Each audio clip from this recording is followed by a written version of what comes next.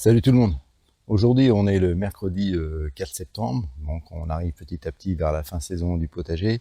Et depuis une bonne quinzaine de jours, il m'arrive un truc super bizarre au niveau des poivrons. En fait, ce truc bizarre, je l'ai appelé la mort subite du poivron. Peut-être que je vous en ai parlé dans la dernière vidéo, le tour d'horizon, donc je pense au mois d'août, c'est fort possible. Je vais vous montrer comment ça se passe sur les planches de culture. Alors on se dirige vers les poivrons. Alors, vous voyez, devant là, donc j'ai du poivron qui est en parfaite santé. Donc il n'y a pas de souci, il y a encore pas mal de poivrons à cette époque de l'année. Donc habituellement, j'arrive à maintenir les poivrons comme tout le monde en extérieur vers le mois d'octobre. Enfin, comme tout le monde, ça dépend de la situation géographique, bien entendu. Et voilà ce qui se passe. Voilà ce que j'ai, c'est que j'ai des poivrons qui se mettent à crever comme ça d'un seul coup, alors qu'ils sont en forme, et d'un seul coup ils se mettent à crever, comme s'il y avait un manque d'eau. Les feuilles retombent, il n'y a aucun symptôme de maladie avant, c'est vraiment brutal, ça arrive vraiment d'un seul coup. Et voilà, donc en fait je m'interroge, j'ai encore jamais vu ça. Donc là ici on est sur les poivrons jaunes d'Asti, mais alors le plus où c'est marqué, c'est sur les poivrons rouges d'Espagne. Et on va s'avancer pour trouver du poivron rouge d'Espagne. Donc là, vous voyez, j'ai encore des beaux poivrons jaunes ici. Hein. Ils sont pas mal, ils sont en train de mûrir. Donc là, ils sont beaux, nickel. Mais ça se trouve, je vais revenir dans 2-3 jours. Ils seront complètement flingués, comme l'autre côté. Là, on passe des aubergines. Donc il a plu là depuis plusieurs jours. Donc tout va bien, le sol est bien arrosé. Vous voyez, regardez ici, c'est pareil. Donc là, on est sur un poivron rouge d'Espagne. C'est pareil, c'est en train de crever.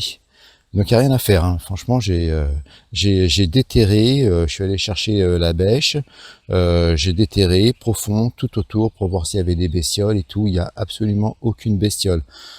C'est bien arrosé. De toute façon, on voit bien, hein, les autres, ils sont nickel, il n'y a pas de souci, ils souffrent pas. Et c'est vraiment d'un seul coup, boum, ça flétrit comme ça, et on a beau arroser, on pense que c'est éventuellement un manque d'eau. Alors c'est pas trop d'eau non plus, parce que ça c'est des planches, même quand il a fait très beau, que je venais arroser tous les 3 jours à peu près.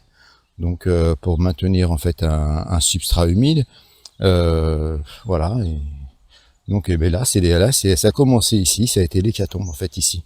Donc là j'avais autant de pieds que de l'autre côté. Hein. Vous voyez, donc là il y en a un qui est en train de crever. Ça c'est un pied que j'ai déterré. Donc il avait son réseau racinaire.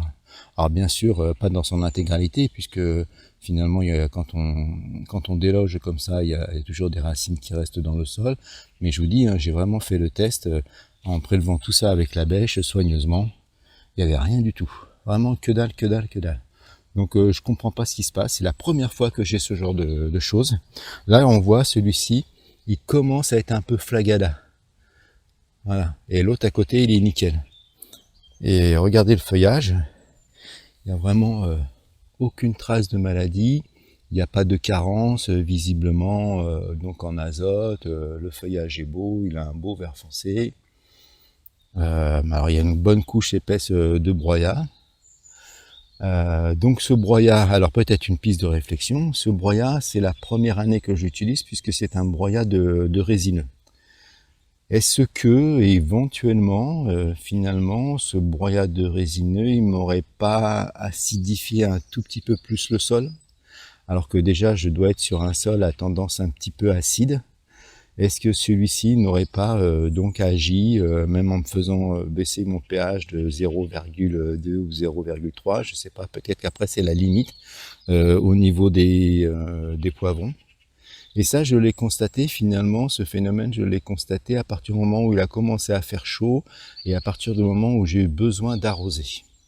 Alors oui, à partir du moment où j'ai eu besoin d'arroser, pourquoi? Parce que finalement, j'ai une couche de broyat qui est vraiment très épaisse, hein, qui doit faire, au départ, elle faisait facile une vingtaine de centimètres, voire même peut-être un petit peu plus. Et de fait, ça m'a maintenu donc une terre assez humide. Donc j'avais pas besoin d'arrosage. Et puis après, bien entendu, petit à petit, avec les poivrons, les aubergines qui pompent la flotte, et comme il n'avait pas plu depuis très très longtemps, à un moment donné, il a fallu que j'arrose. Est-ce que peut-être en arrosant, j'ai accéléré le processus donc de transformation du broyat et ça m'a donc rendu le sol un petit peu plus acide, comme c'est un broyat de résineux. Vous savez qu'on dit que le résineux, ça acidifie les sols, mais j'avais fait beaucoup de recherches avant, on m'avait donné d'ailleurs des liens vidéo qui étaient très intéressants, de professionnels qui disaient que pas plus en fait, pas plus que d'autres essences, dans le sens où nous dans le potager on va l'utiliser mais vraiment très ponctuellement, puis avec des petites quantités.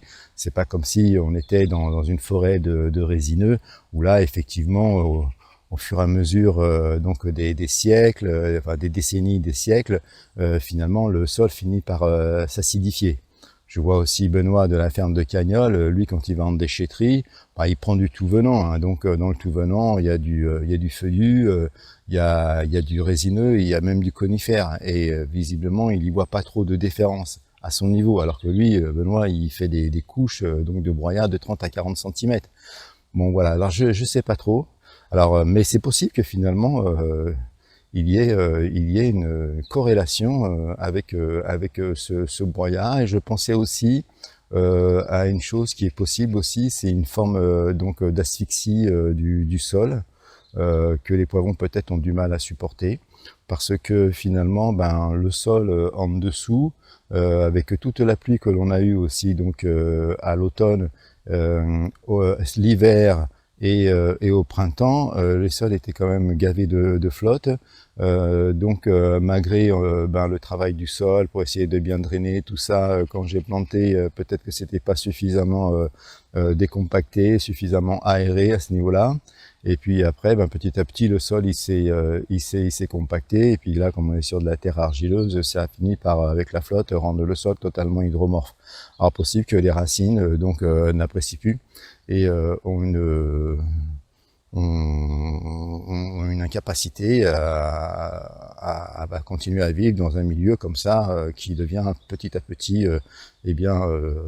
on peut dire un oxy, c'est un grand mot, mais bon, c'est pas impossible. Donc voilà, écoutez, je sais pas, donc je fais cette vidéo. Si jamais vous avez rencontré ce problème, vous, dites-moi comment ça s'est réglé pour vous, ou soit si ça s'est pas réglé, est-ce que vous avez trouvé une solution ou pas, si vous savez ce que c'est. Allez, je vous dis ciao, à une prochaine vidéo, bye.